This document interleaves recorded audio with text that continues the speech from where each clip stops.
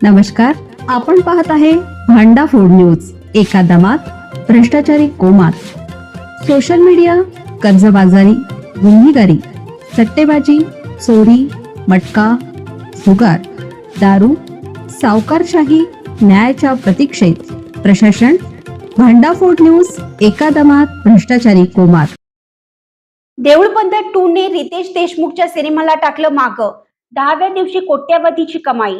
मध्यरात्रीचे show सुद्धा house full. Pravin Tarde यांनी दिग्दर्शित केलेला देऊळबंद 2 सध्या बॉक्स ऑफिसवर धुमाकूळ घालताना पाहायला मिळतोय. या सिनेमात ग्रामीण भाग आणि शेतकऱ्यांची व्यथा मांडण्यात आली आहे. मोहन जोशी या सिनेमात स्वामीच्या भूमिकेत आहेत, तर स्नेहल तरडे हिने शेतकऱ्याच्या बायकोची भूमिका साकारली आहे. सध्या सगळीकडे याच सिनेमाची चर्चा सुरू आहे.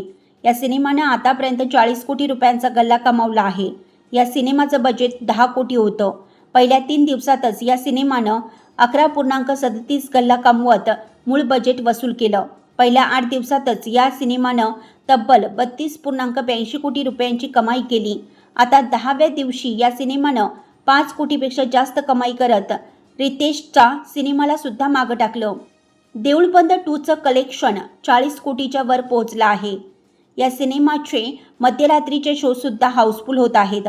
दरम्यान देऊळबंद 2 ने रितेशच्या लयभारी सिनेमाला सुद्धा मागे टाकलं आहे. लयभारी सिनेमाचं कलेक्शन 37 कोटी इतकं होतं. दरम्यान आता टॉप 5 सिनेमांच्या यादीत देऊळबंद 2 येण्याची शक्यता वर्तवण्यात आली आहे.